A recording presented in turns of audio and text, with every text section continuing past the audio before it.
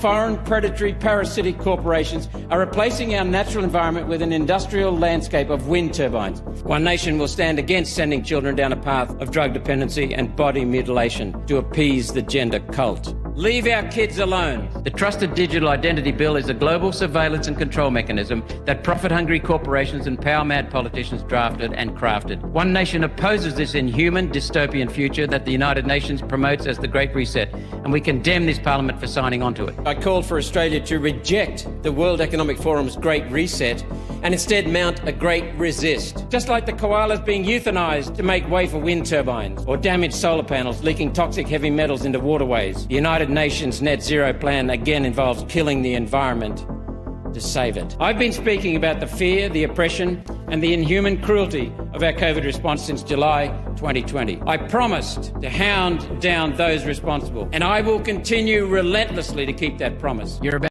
to be live with me, Senator Malcolm Roberts.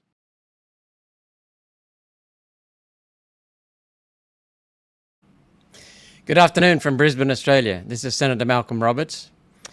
I want to talk about the headline results from the Queensland election and the Misinformation and Disinformation Bill, the MAD Bill, and also the government's whitewash, which I don't think they've released a report on yet, but the government's whitewash on COVID that replaced their promise for a Royal Commission. So let's start with, first of all, a confession. I'm not a political analyst, so I'm just going to give you my analysis of the Queensland election results as an amateur, if you like. My guides on politics are not some marvellous political insight. I've never been a political scientist or a political major at school. I base my decisions on data and facts. I listen to people to understand their needs. My wife tells me I can do better, but anyway, I think I'm pretty good at it, along with Pauline. That's the focus of what we do in Parliament, and especially in the community. The guts of what I want to do is to restore and protect freedom, because they've been stripped in this country. I want to get Australia back, restore Australia. I make decisions on doing what's best in the national interest, the long-term national interest. I tell the truth, and I have some pretty good staff who guide me on the politics. So there's a confession. I'm not really a politician, but I'm in Parliament, and I work on the facts and the truth and do what people want. So here's my headline summary of the analysis of the Queensland election. One Nation primary vote across Australia was up from 7.2 at the previous state election in 2020 to 7.9%. That's even as the Liberals increased their vote. So we took even more votes away from the uni parties. 7.2 rise to 7.9%. That's about a 10% improvement, 0.7 on 7.2. It's also a big improvement on the 2022 federal election. So we're increasing every election.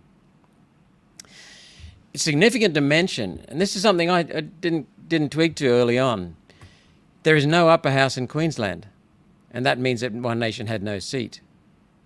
We did very well in several electorates in Queensland, but there's no upper house. Now, in an upper house, if we had an upper house in Queensland, which the Labor Party abolished against the people's wishes in G'day Arietta, against the people's wishes in 1922, 102 years ago. If we had an upper house, it would be like the other upper houses in Australia and in the Senate and in the other states. It would have proportional representation. Our vote would have given us 2 to 3 seats in that upper house, but there's no upper house. So that meant we had no seat with only 7.9% of the vote. So it was a highly successful election for One Nation because our vote went up considerably despite a swing to the Liberal Party. And I'll talk more about that in a minute. Here's some broader comments. Throwing money around does not work. Miles and Palaszczuk tried that. They tried to buy off the electorate with an energy relief bill. Gave us $1,000. Gave us $1,000 of our own money. But electricity bills went off people's attention, and that faded into the background. They tried to buy public transport. The regions already subsidise the southeast corner of our state, and what the government did was, you can't even get a bus in many cities in Queensland, many towns in Queensland. You can't even get a train. But they're subsidising the income from, using the income from regions to subsidise 50-cent train fares in Brisbane and parts of southeast Queensland. There were other promises made, and I'll talk more about the lies that were told as well.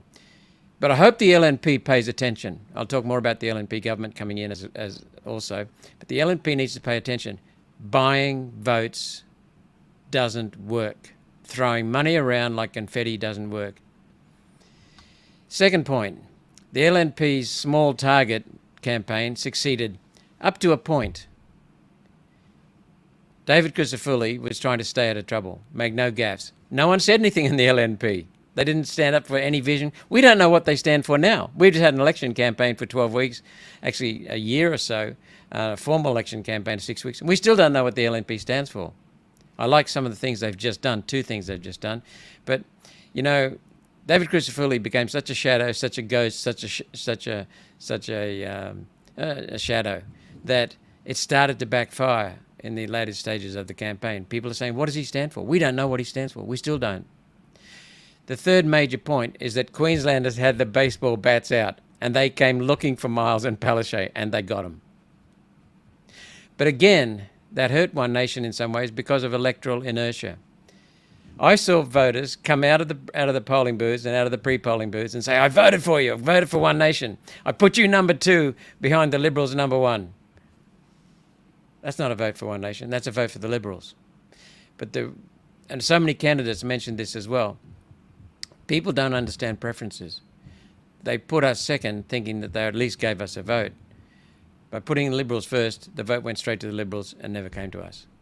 If they put us first and we didn't get up, then our vote would have gone to the Liberals. So what happened, as I've said many, many times, many years, the media comes out about 2 or 3 months before the election and starts saying things like Liberal Labor, Liberal Labor, Liberal Labor. They had 2 people in the debate. One was the leader of the Liberal Party and the LNP, and the other one was the leader of the Labor Party. Our leader of our One Nation in Queensland, James Ashby, could have eaten both for breakfast. He was phenomenal. He understands the issues, he understands the people, he's in the electorate. So, but we never got a look in. You know, it's kind of funny. One Nation gets no mention, but if a candidate picks her nose out the front of Coles, it's splashed all over the papers. I'm exaggerating a little bit, but you know what I mean. They give us an illusion of choice between LNP and Labor, but many of the policies of the LNP are identical to the Labor Party. Certainly in the federal parliament they are. The media says 2 parties. The voters are not informing themselves because they didn't get any indication of what the Liberal Party stands for, the LNP. Compulsory preferential voting reinforces the uni party, the Liberal, Labor, uni party. It locks smaller parties out. So what we need is for voters to inform themselves. And I'm relying on comments that came out from voters, you know, they saying things like, we voted for you, we voted for One Nation, we put you 2 and Liberals 1. That's not a vote for One Nation.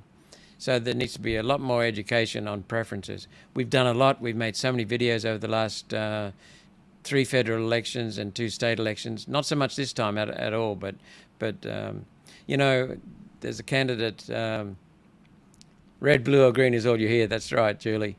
There's a candidate in Queensland, one of our very strong candidates. She's got a 15-year-old daughter. And the daughter could not understand it. She said she was explaining the preference system to elderly voters, to middle-aged voters, people far older and more experienced who'd voted in elections, and she never has. Remember this in future elections. You have the pen. You have the pen. If you don't want, if you prefer One Nation, put One Nation 1. If you prefer LNP before Labor, put LNP before Labor. That's all you have to do, and fill out the rest accordingly. You have the pen. The other comment I make was from one of our candidates. You know, he's got quite a bit of time in politics in various states and federally. He said democracy is fragile. Labor relied on lies. They told a lie that the LNP was ending abortion. That was a complete fabrication, a complete distortion. It went against what the LNP said. Nothing is beyond the Labor Party. They talked about the Medicare campaign a few years ago, lies about Medicare. Democracy fundamentally is about truth. It's about freedom to tell the truth. So what I'd urge people to do is to learn about the candidates and voters to inform ourselves. Oh, there was another good piece of news, and that was the Greens are down considerably. Another piece of feedback we got was that people recognise that One Nation has the answers and the vision. Look, they're aware, some of them are aware of Project Iron Boomerang, which is about taking iron ore from the west to coal. Good on you, Donna, thank you. Nod, nod, wink, wink. Project Iron Boomerang is a project it's actually 40 years old, but no one's pushed it. And I introduced it into the Senate, and it got a strong support from all parties. But all the other parties initially said, what is it? When we explained it, and then we had an inquiry, we had 2 inquiries into it, they jumped on board. So I thank them for their support. Project Iron Boomerang involves taking iron ore from Western Australia, moving it to the east and building steel mills at Abbott Point. And there's international and Australian money keen to get invested and get going. And then takes coal on the back train that takes coal back to Western Australia, and where there be iron ore, where there be steel furnaces, blast furnaces at Port Hedland. And in between, it'll open up the country. The remote communities in central southern Queensland, central western Queensland, and in central of Australia, in the Northern Territory, southern Northern Territory, and in northern Western Australia will be opened up. They'll have rail access. They'll have water from the Argyle Dam. They'll have a way to ship their products out. So basically, it takes Central Australia, Central Queensland, and Central Western Australia to the world, and it brings the world to them. They'll have internet access. They'll have optic fibre access. So it's a wonderful thing. There are no losers in this. And Australia will become the world's best quality steel producers, and we will have the cheapest steel in the world. High quality, cheap steel. Thank you, Logical Thoughts. We also are the party that pushes for water. Liberal, LNP, Labor, Greens, pretty much oppose dams. I've got to give the credit to the LNP. They sometimes talk about them, but they don't do much about it. Labor Party's cancelled dams and hydroelectricity projects here in Queensland that we've been championing. And water, and I'll talk more about water in a little while, but water is fundamental. It turns soil into gold, basically. And the regions of Queensland provide the primary industries. Primary industries are called primary industries for a reason. They're primary. Everything else comes off it, built off it. Everything in our country, except for the fish we get out of the ocean, comes from the ground. The minerals, the energy, the metals, and also from agriculture. Whether it's meat you eat or vegetable products or fruit, everything comes out of the ground. Or wheat. It doesn't matter. It comes out of the ground. And everything is touched by steel. Steel implements are used in everything, including medicine. So the regions are very, very important. You know, California, as a country, if the state of California in America was a country, it would have the 6th biggest economy in the world. 6th biggest. Queensland has 4.5 times the area of California. We are richer than California. Now, the difference is that California was developed before the bureaucrats and the globalists started to shut down everything.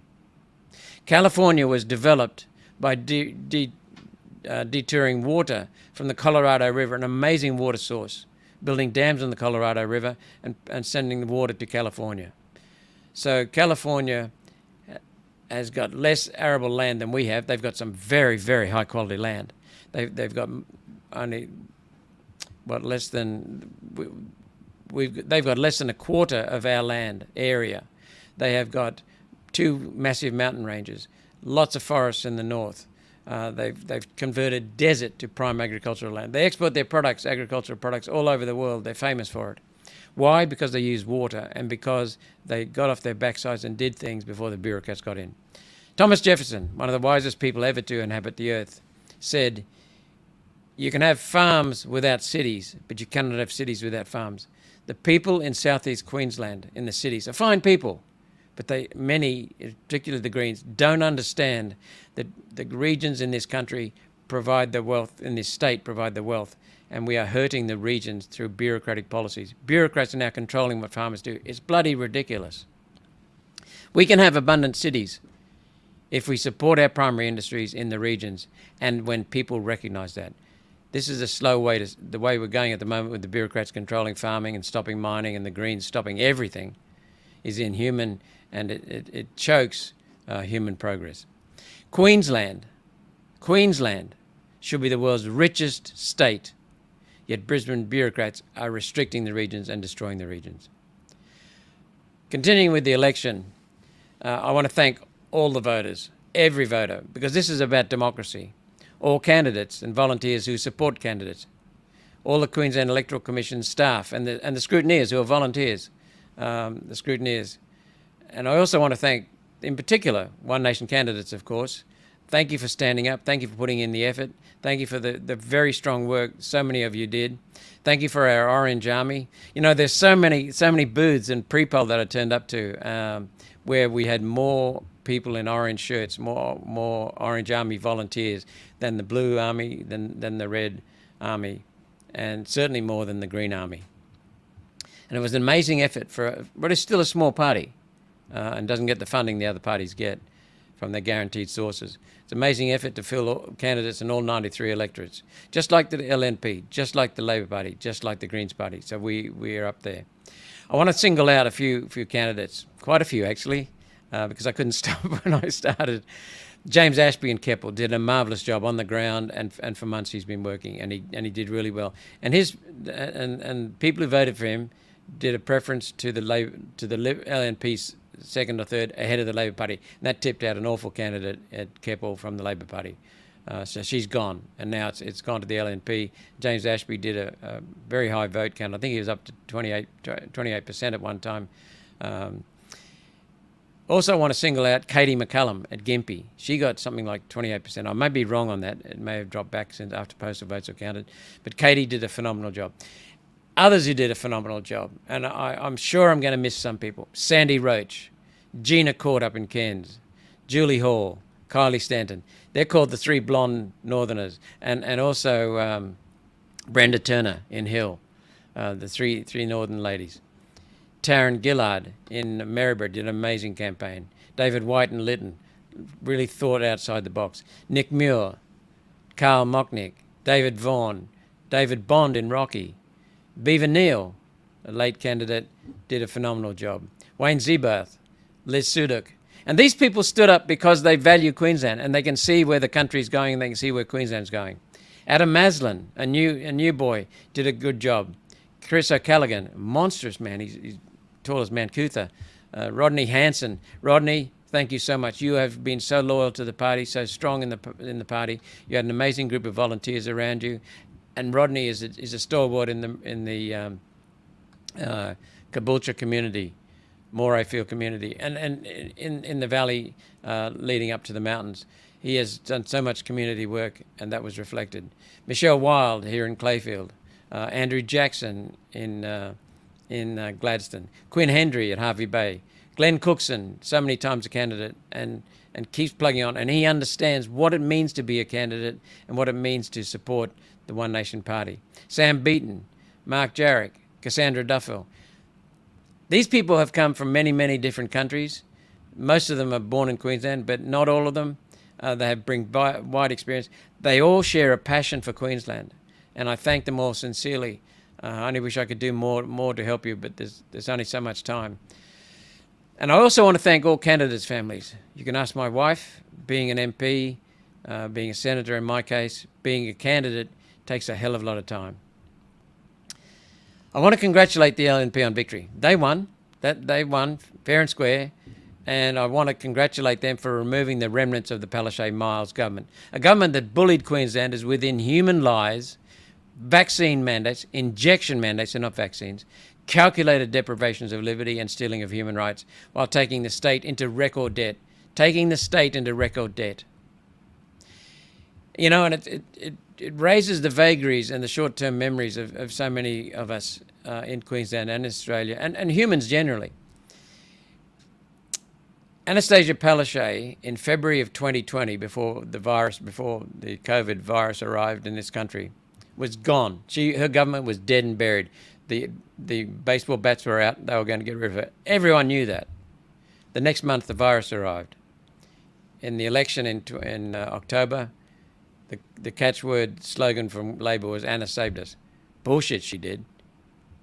Her actions led to thousands of needless deaths. Thousands of people have had their lives and lifestyles ruined, their families ruined.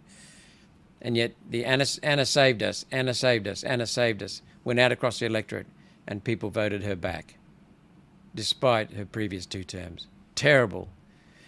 Now what we see is Labor's so bad that it's on the nose, and so many people voted LNP in a stampede. And I can understand that. As I said, in future, put One Nation 1, Liberals 2, if you want to, or minor parties 2, and Liberals before Labor if you really want change of government. Get to One Nation, and then as a backup, make sure the LNP is before Labor. I want to salute other people too. Christian Rowan in my electorate, LNP member, but he's a good member. He's a Christian member. He stands up. One of the very few LNP who stand up. So congratulations, Christian. Thank you for the work you do for us. I also want to single out Ariana Doolan. She's a young lady. I think she's only 22. If I'm wrong, I'm sorry. But I watched her at Pumice pre-poll booth last week, and the One Nation candidate and the One Nation volunteers were saying the Labor Party was just giving her hell. A young lady, not as much experience in life, giving her hell. She stood up, and she's now the member for Pumice, and that's wonderful, wonderful. So congratulations, Ariana, for putting up with all that crap. So while disappointed in some aspects of the result, I'm pleased overall. Let me just check, see what time is. Okay. I'm pleased, very pleased with the work overall. Regardless of the result, I will continue to work hard to serve the people of Queensland and Australia, and so will Pauline. And in 2028, we'll do it all again, after a lot more work explaining preferences, voting, democracy, and history. So, what do we... Benozia says, I was busy handing out how to vote with pre-poll on election day. One Nation need more supports to step up and volunteer. Federal election next year is your chance. Exactly. Thank you. Let's get a couple more.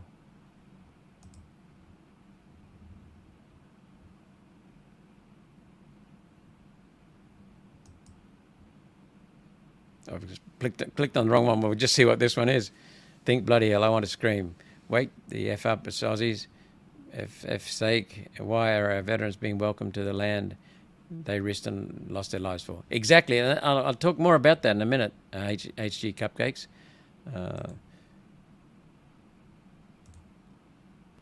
I agree with you entirely, Anne-Marie. We are the only party that's in favour of freedom, property rights, individual rights, human rights. The only party that supports individual initiative. The only party that is not pushing a globalist agenda. The Greens introduced the globalist agenda, the LNP push it, and the Labor Party push it. So,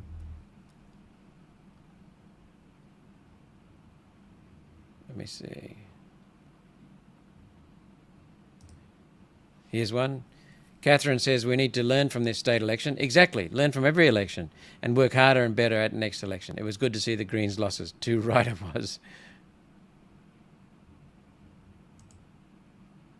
Bigger campaign thank you, Made in Australia. Bigger campaign 2028, Senator, TV and YouTube advertising. We have started doing TV advertising, very limited way, community channels, and also radio. We are savvier than the others. We've got some very good people in the head office. Very few people, but very good people.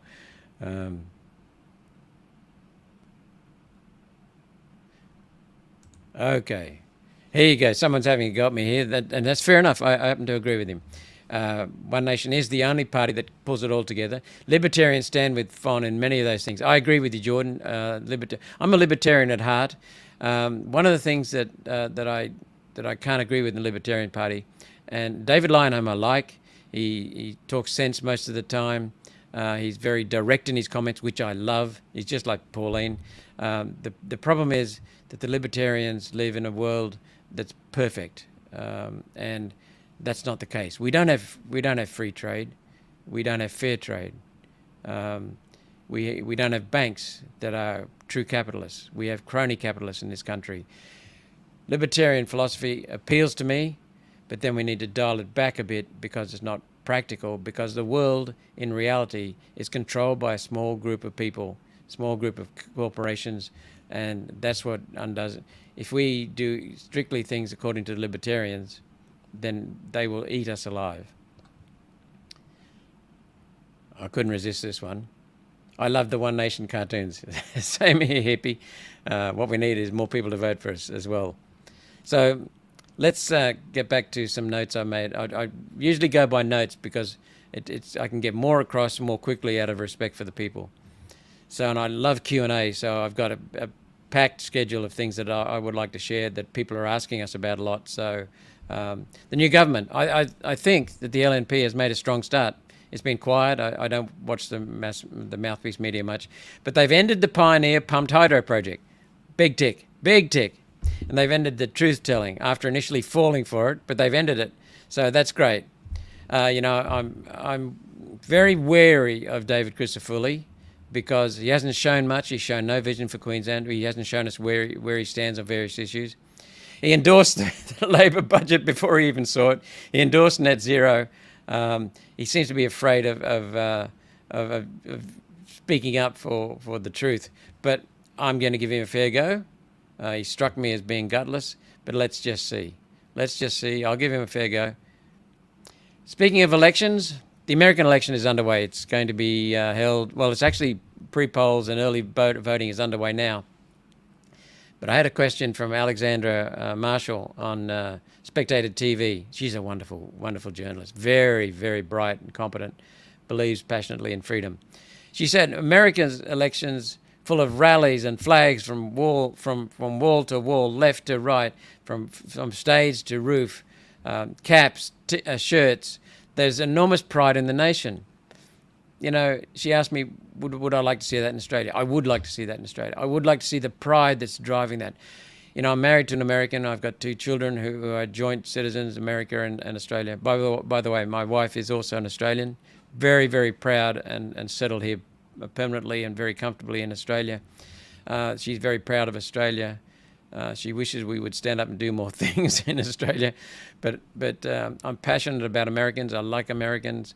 The country was founded on amazing principles. It set the standard, and it was the foundation for our constitution, which is a wonderful constitution, and we've got some firsts in it, but it was based on the Americans, cross between American and British.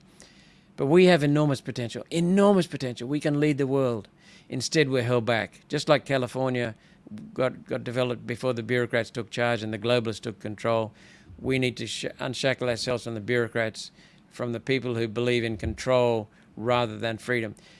Humans excel and they make progress when they're free to think and speak and initiate and be entrepreneurs, and when they share their ideas and other people build on it. I would love to see the passion that I can feel in America. I used to feel in America 30 years ago. I was there when Reagan came into the presidency, and he just picked the whole bloody country up and gave it a good shake and said, just get a hold of yourselves and get on with life. And the whole country did, and it was amazing. There's a lot wrong with America now that the globalists have taken it over. Donald Trump's the only hope for America, the only hope, because he's not a globalist. He knows the globalists are behind the demise of America. So we need him to take charge of America, because he will take charge. Bobby Kennedy, I get goosebumps just thinking of those two together. Vivek Ramaswamy and some of the others, Tulsi Gabbard. They've come together from across the political spectrum. That's how much Trump is uniting them, because he knows that this is America's last chance. It's going to be buggered if he doesn't get in. And if people can see that, when you get a serious Democrat from the Kennedy family joining him publicly and endorsing him, that speaks highly. Those two together will really clean up big food, clean up big pharma, and have a go at big defense as well. Okay, now we had the COVID whitewash report. No, the report I don't think was released, but we had the federal government announce the COVID whitewash recommendations. Well, for a start, why do I call it a whitewash? Anthony Albanese promised a royal commission. He reneged on his promise and gave us a whitewash. It is headed by 3 insiders. You can't call them commissioners. They're not commissioners. They're 3 insiders. They are in favour of lockdowns, the world's worst lockdowns, and they've been tasked with investigating federal government. Notice I said federal government involvement. The terms of reference were choked to exclude the Labor states. They excluded the states, most of which were Labor. So there's no inquiry into the Labor Party mismanagement of the COVID response and their deceit into the vaccine mandates, the injection mandates. The three insiders on their whitewash lack the power to compel witnesses and evidence. How can you have a bloody inquiry when you can't compel witnesses who've got something to hide to attend, when you can't compel evidence? We need a royal commission. We need a royal commission with those powers. I'll go through some comments I made from Mark Butler. I want to thank my wife for giving me the video on X, or Twitter as it used to be known. Mark Butler, the health minister, speaking. These are his words, not his words directly, but these are his points.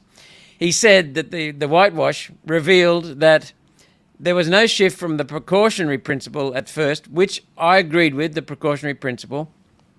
We didn't know much about COVID. We didn't know what was happening overseas other than deaths reported. Now we find out they were grossly exaggerated. And then he said that should have very quickly shifted to a more evidence-based approach, including non-health aspects. That's what I said in my letters in May of 2020 to Palaszczuk and to Morrison, saying, where's your data? Where's your plan? And we will hold you accountable. They gave me crap. As an elected representative of the people, they gave me crap. There was no data there. I insisted on it, but they never gave any data until I started to interrogate Senate estimates. And that's when we started finding out the COVID severity was low to moderate, which means for most people it was low, very low. For children, young people, young adults, people up to 40 years of age, very low risk of COVID. And yet we screwed our whole country, turned it upside down. But here he said there was no shift from the precautionary at the start to the more evidence-based, including non-health aspects. That's exactly what I said in May of 2022. The virus had only been here 2 months. He also said that the whitewash inquiry said there was a lack of transparency. Hello, that's what most Australians are saying as well. And yet it had a profound effect on the lives of Australians and freedoms. So what they told us, the states and the federal government, Morrison, Hunt, they told us that it was all evidence-based, data-driven. You knew that straight away. It wasn't, because one state had different science from the other state, and one state might have different science this week than next week. So it was all bullshit, and it was inhuman bullshit because it set families apart, it set communities apart. So they're admitting a lack of transparency. You can't govern honestly with a lack of transparency. What were they hiding? And then it comes to this. A lack of real-time evidence-based policy. An admission from a whitewash inquiry, a lack of real-time evidence-based policy, led to a large decline in trust that is still with us. Health practitioners, health systems, health departments, politicians, lack of trust. And here's something really important. We can remember that the government didn't trust the people. That's what the government should be doing, trusting the people. Human history shows that enormous evidence for trusting people. People are trustworthy. Most people, not all people. And then the panel also said, I think this is a direct quote I wrote quickly enough listening to Mark Butler, the Labor Health Minister. Many of the measures taken in COVID-19 are unlikely to be accepted by the population again. Something as vital as health, except that wasn't a health issue, COVID. It was less severe than most past flus. Low to moderate severity, overall severity, low for most people. Many of the measures taken in COVID-19 are unlikely to be accepted by the population again. End of quote. That's from the health minister, talking about the whitewash recommendations.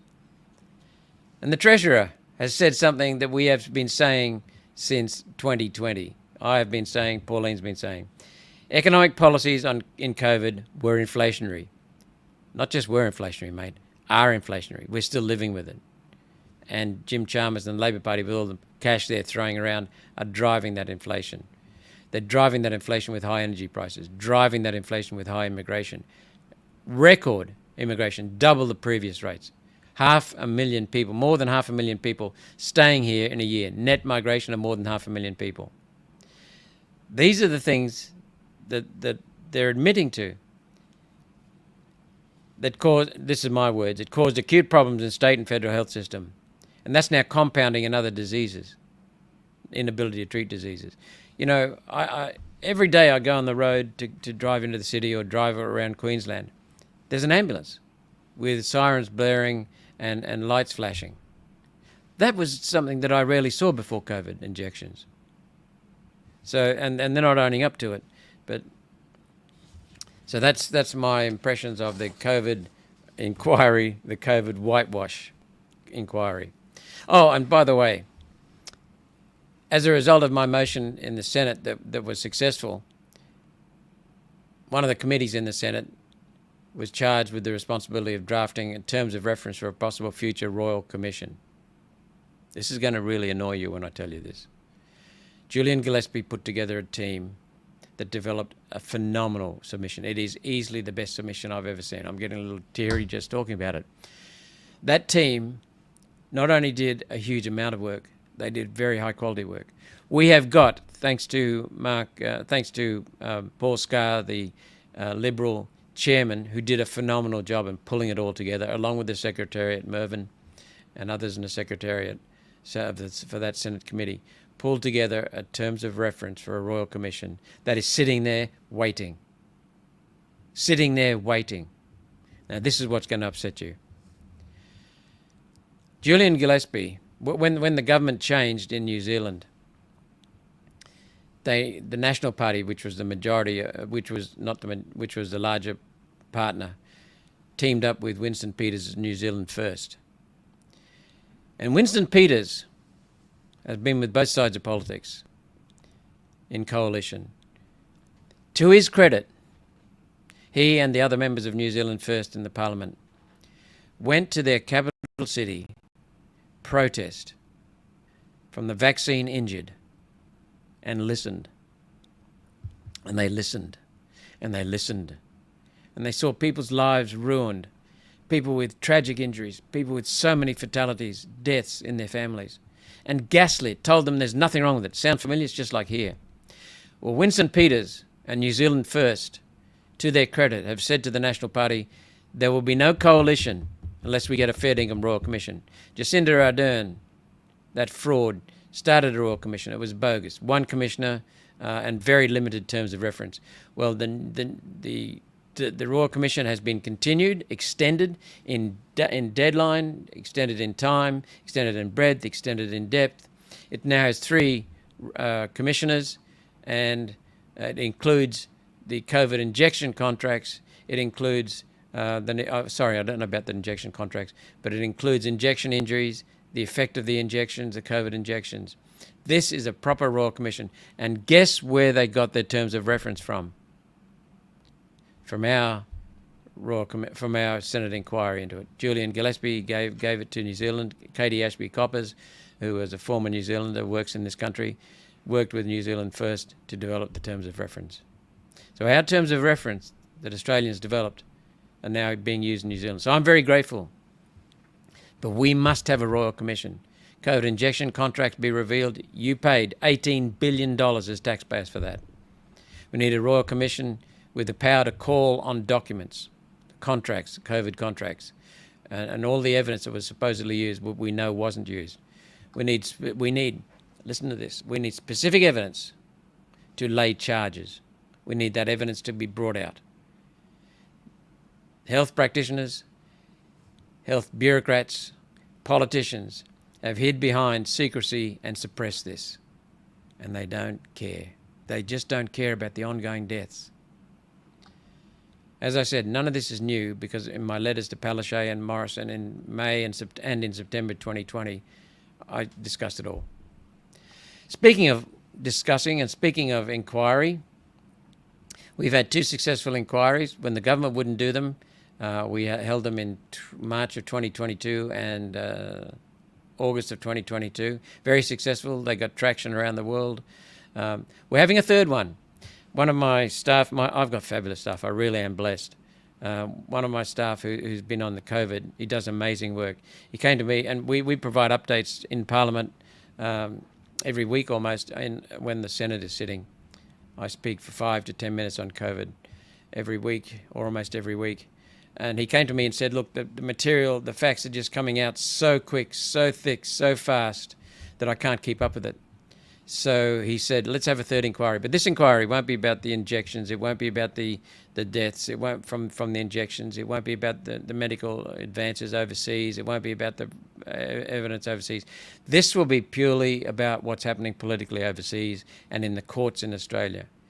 This one, the previous two inquiries were called COVID under question. This one's called COVID on trial.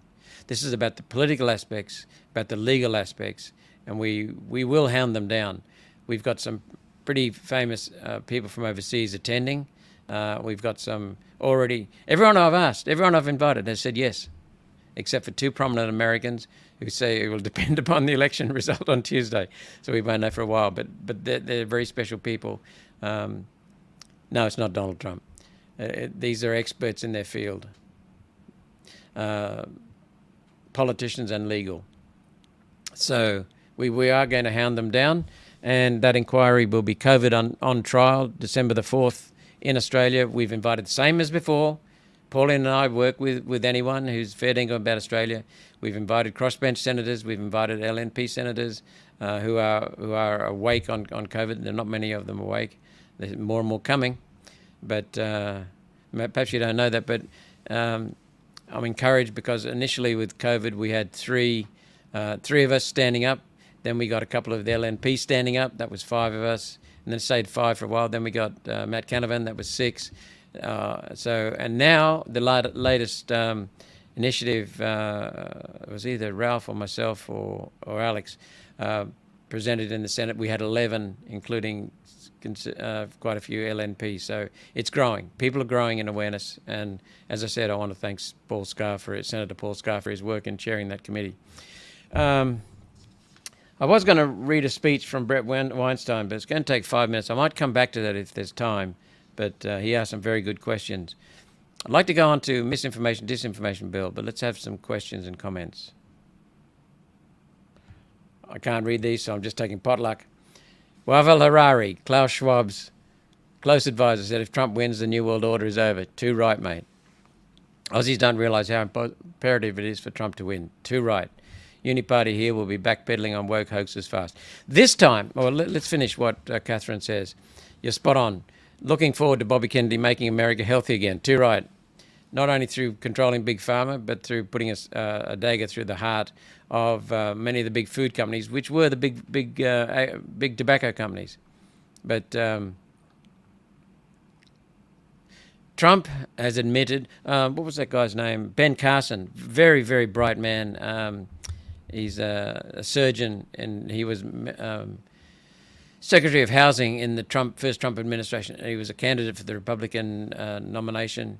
He was a very good man, and he said that the big lesson for him from the first election, from the first 4 years in office with Donald Trump, was they did not know how deep and wide and sticky and boggy the swamp was.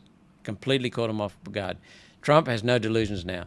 How Trump can go out and make a deal with Bobby Kennedy, who was who was critical of Trump, and they're now together very strongly because they both know that they have got to work together. Trump's come out in favor of so many things that are just going to destroy the globalists.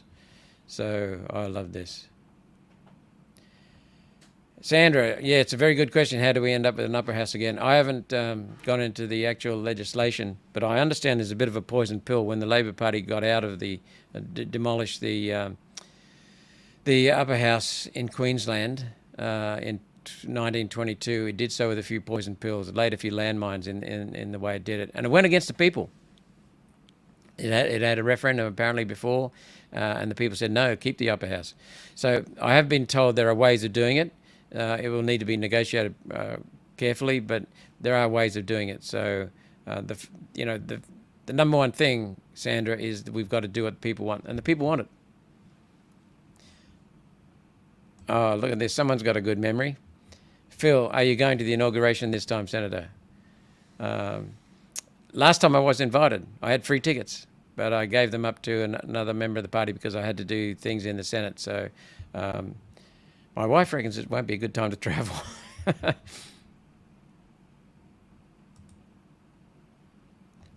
No. Smartest thing Trump ever did was get Tulsi Gabbard on board. She's incredibly articulate, intelligent, and rational. Wasn't she a Democrat as well? A lot of these people are saying this is too important from the for parties anymore. We've got to get behind Trump. I think she was a Democrat. What's this one? I missed it. I missed that one. Trump receiving free persecution marketing is a sign the parties are only nominally divided. I don't get what that means, S.D. Martin. I like that one. I missed it.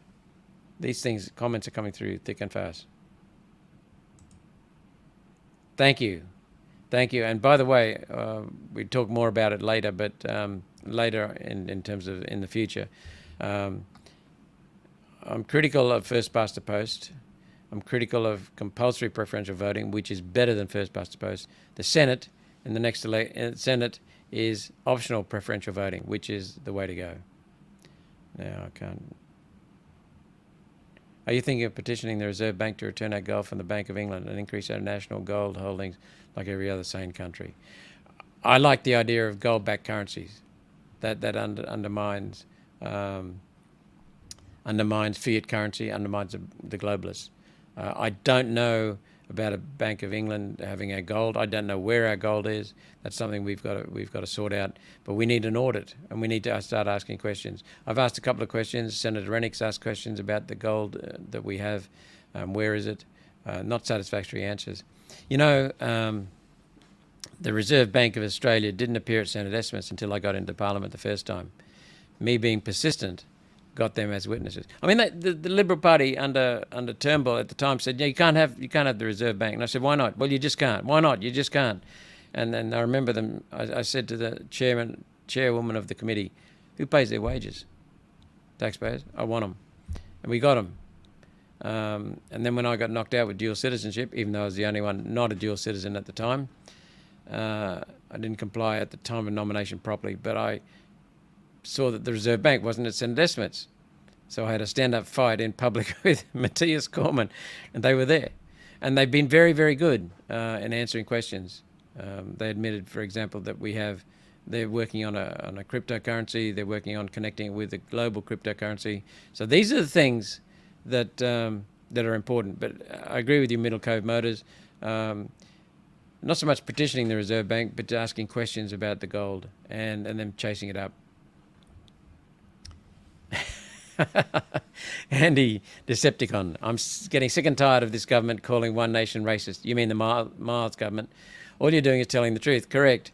They would rather invite people from war-torn countries who bring their ideology here, who get into gangs, cause crime, than want our government to protect them when they mess up. I need to say nothing more. You know, I'll just add one point. When people resort to using a label like racist or transphobe or homophobe or Islamophobe, what they're really doing is showing they have not got the data and the logical argument to string together. You win. So when people accuse me of, and by the way, we get very few people calling us racist anymore. I had one guy very upset with me in my face at Keppel. He was shaking. He was so angry. I'll tell you a story. Nick, one of our candidates in the past election, race, it's misdirection, right? He and I were doing some road siding one Saturday morning, and some of the volunteers had gone to get lunch, and the two of us continued, and I went to get a glass of water. So he's on his own. He's in orange tee. Oh, can you hear the thunder? He was in an bright orange One Nation T-shirt, and he was on his own. And he's Indian. He's born in India. Lovely fellow. He and his family are lovely. And they've got very dark skin, of course. Indians vary, but Nick had pretty dark skin. He was standing out there on the intersection, busy intersection in North Lakes, and a car went around through the intersection yelling out, racist! And I'm thinking, what have you got to do Anyway, we get that very little now. Lancelot, great job on the Alex Jones show. I'll tell you a story about the Alex Jones show. I was contacted by one of his staff, an Australian, to do it, and I jumped at it and said, yeah, sure. And I said, 4 o'clock Saturday morning, so I got up at 3, had a shower and got ready for it. Made sure I was early, make sure I checked the equipment. And I talked with them beforehand and said, when will they send me a list of questions or topics? Yeah, you'll get that.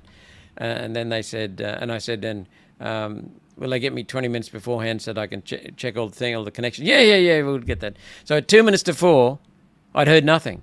So I sent a text message to the contact in their office in Austin. I think it's Austin, anyway, it's Texas, Austin, Texas. And just as I sent the text message, 2 minutes before, over came the voice on Skype, and it was Alex Jones, producer, saying, "You ready to go?" Yep. And I said, "What's the format? What are you going to talk about?" "Oh, he's going to introduce you, and then you can talk." So he introduced me, and he said, "Over to you." And I talked for 20 minutes. I said, No, it's nothing. So I'm pleased you like it.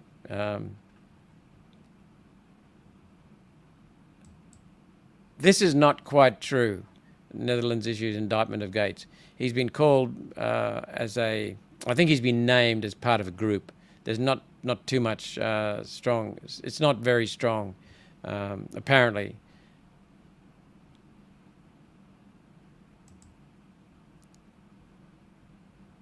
Are people talking about Bill Gates making fake meat? Yes, we have been. We have been talking about that in Senate estimates and asking questions about it.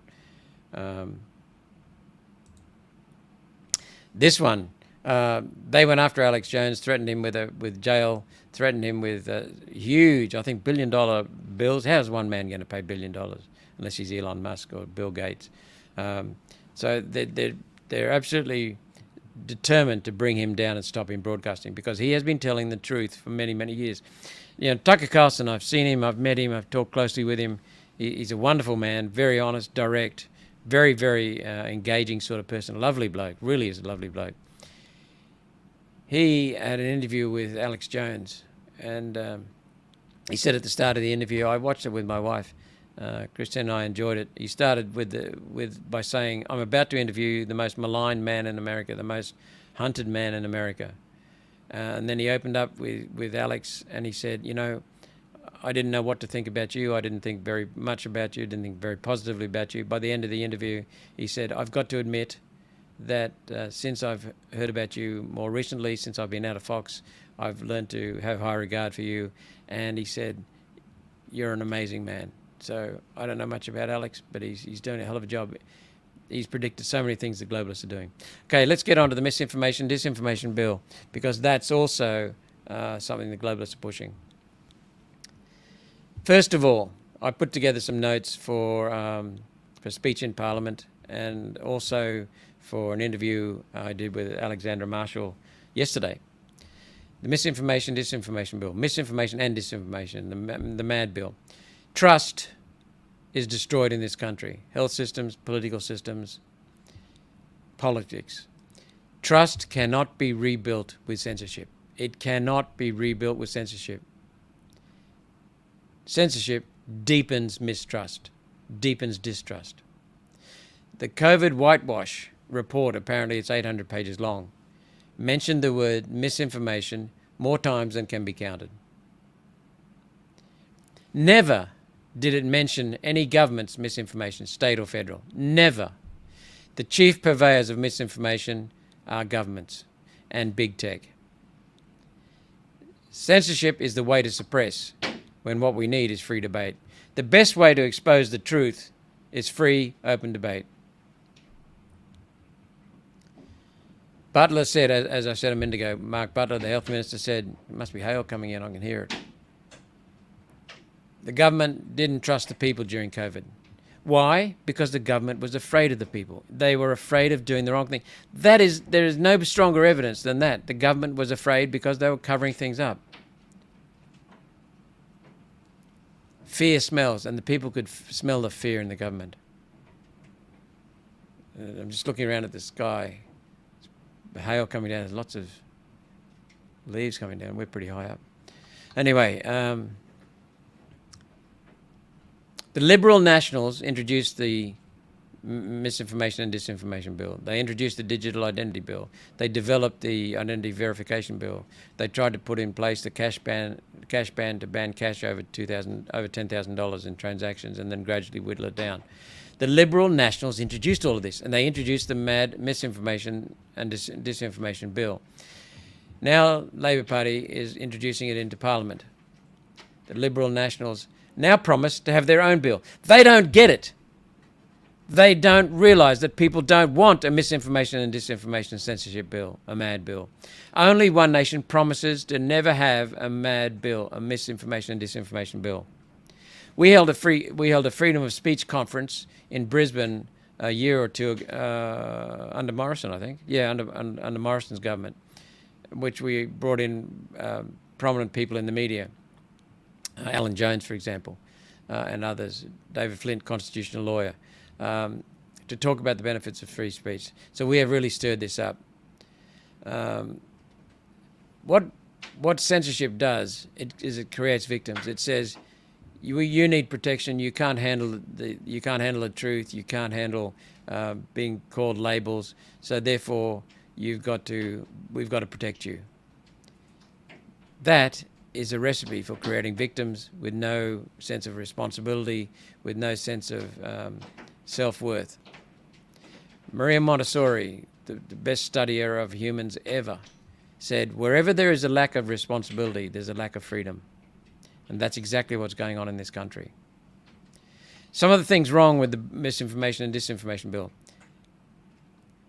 They want to get the platforms, Meta, Facebook, Instagram, X, Google, YouTube, search engines like Google, to hold the users of their devices, the users of their services, for harm. But there's no definition of harm. There's no specific definition of harm. And I'm afraid of what could evolve from that, because then anything can be harmful. It depends on your eyes, on your perspective. There's a lack of anyone to be an arbiter of harm. Imagine what that could do. They put power in the hands of the Australian Communications and Media Authority and in the minister to change the regulations just at a whim, with no responsibility, no accountability to the Parliament. A legal instrument with no passage through the Parliament. There's a lack of an arbiter of truth. So imagine what that could evolve into. The government is the main misinformation and disinformation provider. We've seen that in COVID. Closely followed by big tech, Facebook, Meta, and they're asking the big tech now to be the censors. Now listen to this one. This will get you. It's something I didn't get initially. If Meta and Google and the other platforms under-censor people, they don't censor people enough, they will face fines of up to 5% of global revenue. That's huge. So they want to make sure that the platforms are driven, scared, and into censoring heavily. But if the platform over-censors, there's no penalty. There is no penalty for over-censoring. So what are Google and co going to do? They're forced to over-censor. As I just said, the Australian Communication and Media Authority can make rules. The minister can make rules. No parliamentary oversight. It will be a lawyer's feast. Imagining it. It's a gourmet for lawyers, because imagine the arguments we're going to have about whether something was harmful or not. So it'll be up to the platforms to do that. They're a law unto themselves. If they want transparency, why can't we make a law that says Google, Meta, Instagram, Facebook, X, show us your algorithms, complete openness, show us how you're suppressing some politicians and not others. Oh, by the way, misinformation and disinformation doesn't apply to the mouthpiece media because they've already got regulations. Oh, really? The ABC, it just looks after itself. Effectively, it looks after itself. You can't appeal to its, beautiful rainbow. And in the Misinformation and Disinformation Bill, no, we don't censor. I just saw someone there. Font censors Facebook posts on its site. I don't. We let the idiots speak for themselves and reveal that they're idiots. ABC, I asked the question of the ABC. and said, does the ABC Charter include the word balance? No, Senator Roberts. The word balance is not in the ABC Charter. It'll affect opinions, what we hold with opinions. But before going into some specifics with the Misinformation and Disinformation Bill, I want to extend my really heartfelt congratulations and commendations to the Institute of Professional Affairs, the IPA. Their two representatives did a phenomenal job. The Australian Christian Lobby, Michelle Pearce and Elizabeth Taylor. Elizabeth Taylor was stunning. I mean, she spoke absolutely brilliantly. The Australian Human Rights Commissioner, Lorraine Finlay, she's done amazing work again. I've actually complimented her in Senate estimates. She is a very strong woman, a very direct woman, very clear and precise in her speaking. And these all stood up against the Misinformation and Disinformation Bill. Queensland Council for Civil Liberties spoke up brilliantly. The New South Wales Council made a statement, and the Queensland, without being invited, just jumped straight in and said, no, we completely disagree, and here's why. So there was a good debate going on. The Australian Catholic Bishops' Conference understands as well. So let's have a look at the Misinformation and Disinformation Bill at a glance.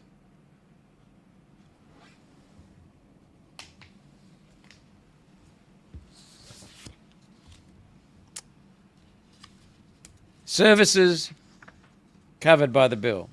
The bill would apply to a range of digital platform services.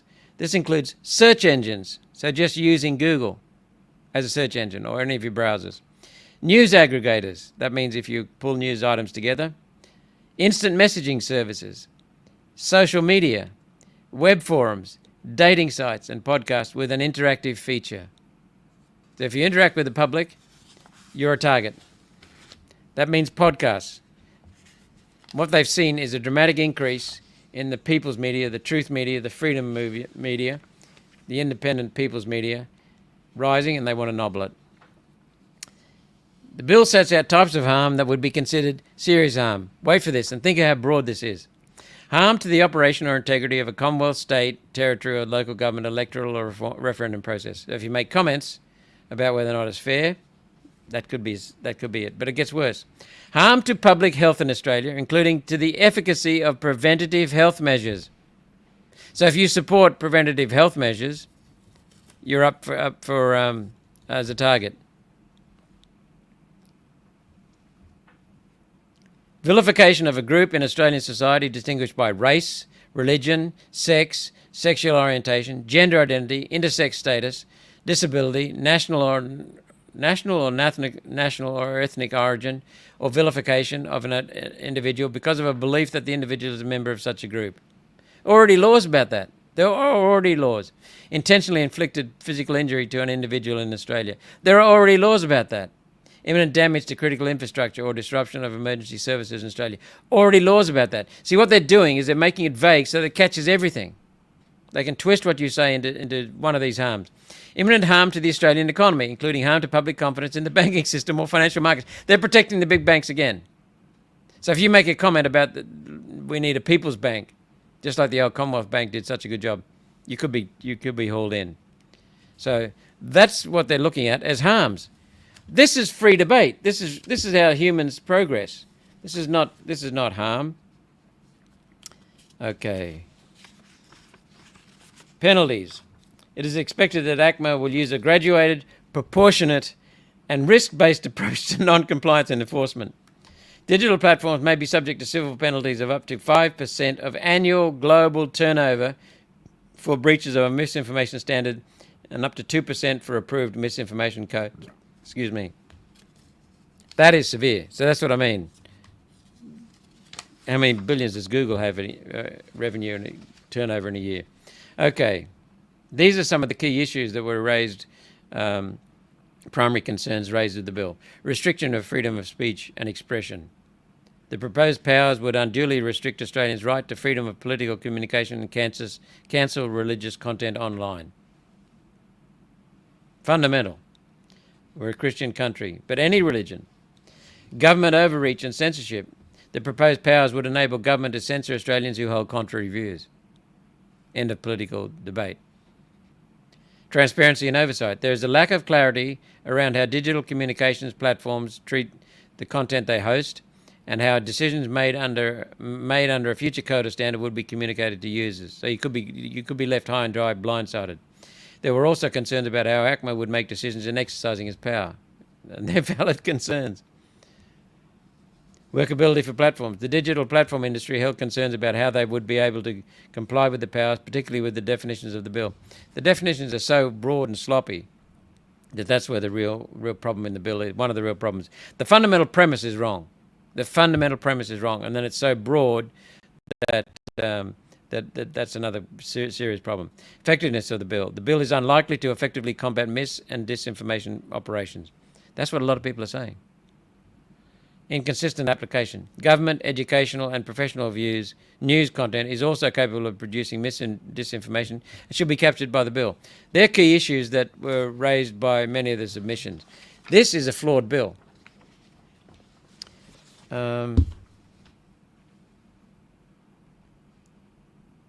FFS, we need gas and coal power. Couldn't resist that. Thank you, South Aussie. If you're from South Australia, you badly need it.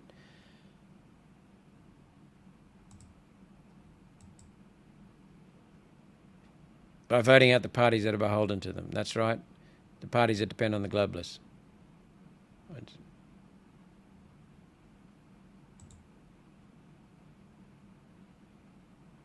Someone just, I missed it. Someone just said, wouldn't this muzzle the government? No, the government is completely exempt. The biggest purveyor of misinformation and disinformation is exempt from the bill. The government decides on what is misinformation and disinformation. Okay, this is a good question. What will it take? This is a good question. What will it take to scrap the mad bill? As I said, I came out and against this right from the start, before it was even introduced as a bill. Years before it was introduced as a bill, it was introduced as a discussion paper. Pauline came out as well against it. We've been putting up, we came up with a conference to publicise it. We've been publicising it on social media, in Senate speeches for years now, our opposition. So what we did when we heard that it was coming into the House of Representatives, I think it's actually introduced into the House but not debated yet. What we did was on the Monday of the last week of Senate session, just a couple of weeks ago, the last week, I moved a matter of urgency. And that requires a vote. So we invite people to speak. We get 6 speakers and we speak for 5 minutes each. And we did that as a test to flush people out. The Greens indicated a lack of support. They didn't say they would support it. They didn't say they wouldn't support it. They had serious concerns about it. Flushed out. Crossbench senators flushed out. They won't support it. We've heard that 3 of the crossbench senators were asked in South Australia last week, and they said they would not be supporting it. So that means it's dead. But, and it's a huge but, it's happened so many times. What the Labor Party does is it goes to some of the weaker crossbench senators, some of the crossbench senators without conviction, and it says, what's your favourite request to the government? What do you really need to get votes next election? And they'll blow $1 billion on it. The Greens, they'll blow $3 billion on a housing package for bullshit housing programs from the Greens, so the Greens can get credit. That's what it takes to get the Greens on board. That's what it takes to get some of the crossbench senators on board. They have a history of doing it. And in one case, the digital identity bill, it was so bad, and we had fired up so strongly from the start in calling this out, that the government, with the help of crossbench senators and the Greens, guillotine debate. No debate on the digital identity bill, the most far-reaching bill for many, many decades. No debate. No debate on the amendments. Massive amendments came through. No debate. No questions allowed of the minister. No questions. Not a single word said. Just passed through. With the help of the crossbench, some of the crossbench, and the Greens. That's how business is done in our country. That's why we need more One Nation senators in federal parliament. That would not have happened if we'd had just a few more votes in Western Australia, South Australia, Victoria and New South Wales, because we came 7th out of 6. We almost had another 4 senators in federal parliament. That would have completely changed the dynamics of the place, and we would have been very strong protectors. the Constitution and of the people. That's all I'm going to say on the digital misinformation. Oh, sorry, I'm going to say more. What else can you do? Write to your local members of parliament. Really hammer them. Call them, but do it respectfully in a paper letter, not an email. Mail it to their offices, which you'll find on the net. You'll find their address. Mail it to them. Visit their offices. Demand to speak for them. Ask politely but strongly with conviction to speak with them. Tell them you won't be voting for them. They've lost your vote if they vote for the digital ID bill. And tell the Liberals you know that they introduced the concept. You know that they're opposing Labor, but they want their own. So tell them no. Call them. Telephone them. Visit them. Senators, all senators, you've got 12 senators in each state. Get hold of them and give them a good shaking, politely but strongly with conviction. Educate people on what I've just said. Get them to watch this live stream. That's what it'll take to scrap the mad bill. The cash ban bill was passed through the lower house under Morrison by the Labor Party and the Liberal Party, colluded together to pass it through the cash ban bill through the lower house. Came to the Senate. We'd created such a fuss about it and exposed the guts of it that the Senate was very reluctant to do anything with it. We got hold of the Liberal and Labor grassroots members and got them to write letters to their members, and the senators consigned it to a committee, and it just stayed there and stayed there and stayed there. Then one day I moved a motion to get it off the Senate books, and it got through. That wasn't me, that was the people. There's only one thing they're afraid of, and they're not very often afraid of it, but when push comes to shove and the people wake up on a few of the issues, when the people get up off their backsides, then that's how you can stop it. That's how you stop it, Brandy. Last point I wanted to talk about is that I'm going to be asking one of my staff to draft a letter to the new LNP government in Queensland to end the rot, the fraud, the environmental destruction, the human poisoning due to the fire ants eradication programs. It's a rot. It is an absolute rot. There are senior members of the Labor Party involved, parliamentary members of it involved. We think they're getting benefit out of it. They're taking federal funds, so it's my responsibility to protect federal funds, hundreds of millions of dollars. The fire ants were originally just at the Port of Brisbane. Now they're in northern New South Wales after 21 years. They're in almost at the range at Toowoomba. They're going northern suburbs of Brisbane, out to Gatton. So we've had people from Samford, Gatton, Boona, Currumbin, Gold Coast, one other town I'm missing, up in arms. They have bombed with toxic chemicals roofs that have water tanks that people drink out of, and they've killed pets. They've killed natural fauna, creek life. They have bombed with these helicopters, indiscriminately spraying valleys where there are no fire ants, and none have ever been detected. It is just a way of ripping money off the federal government. And it's up to the LNP now to stop it. So we'll be writing a letter on behalf of everyone, all the constituents of Queensland, to stop that. So we'll get on with that. That's about all. I'll take a couple more.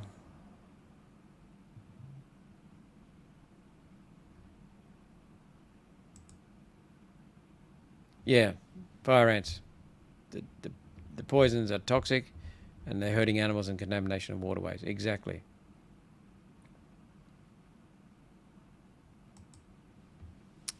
Thank you, Fight for Liberty.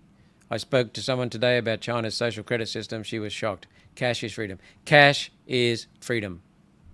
And I used to use a credit card. I still have a credit card in case I get into emergencies if I'm traveling. But I now go to the bank before I travel, or while I'm traveling, I duck into the bank. It's a few minutes, but I try to pay motels with banks unless it's pre-booked. Even then, I sometimes try to get them to pay cash and not charge a credit card. Meals, etc., all paid with cash. Buy a schooner, paid with cash. Petrol, paid with cash. So these are the things that we need to do, because once you lose cash, that's it. They can control you. Cash is freedom, cash is king. So if I walk up to someone, if I want a cup of coffee or just even a small item, I'll say, do you take cash? No, okay, I'll get my coffee somewhere else. Silver and gold as per our Constitution. I think silver and gold is in the American Constitution. I don't think it's in the Australian Constitution. Adele, you're welcome. It's just my job.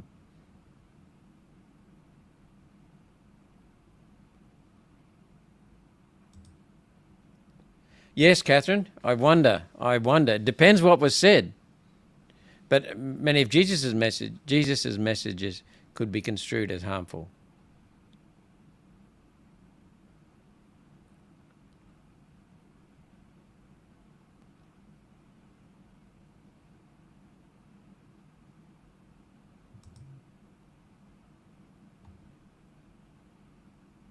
Start the rallies, make them cheap to attend, and use that money to promote them.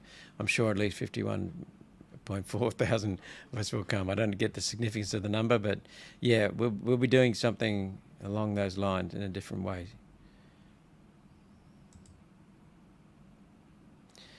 Marcus Barnes, instinctively I thought, yes, we need a Bill of Rights. Some of the people in my office think we need a Bill of Rights. A barrister in my office does not. Jim Allen has given it a lot of thought. He's a barrister and influential in the School of Law at the University of Queensland. He's strongly opposed to it, and he makes a very good point. So I think I'm opposed to it. We need to have laws and constitutional provisions that enshrine certain things, including free speech. But a Bill of Rights is kind of like legislation, and it's up to the judges to interpret. Now, laws ultimately, Constitution ultimately is open to legal interpretation too. But Jim Allen makes a very strong point. So I haven't gone into it as much depth as I'd like, but it's up to you to think about that as well. And I'm sure you are just by starting the question. So thank you for starting the debate.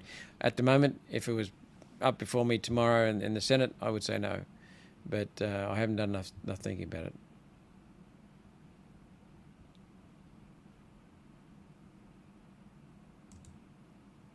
Need a First Amendment. That's freedom of speech.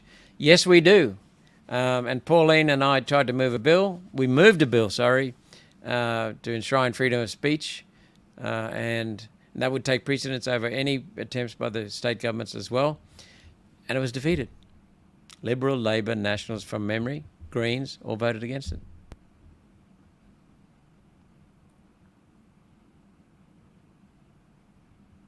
I think, what's the time? Oh, it's 1:15. Instagram's gone. They only last for an hour. So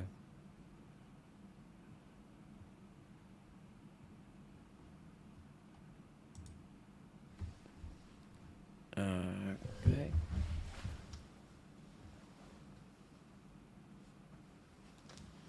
Last question. Well, we'll answer this. We'll just pick up the Constitution.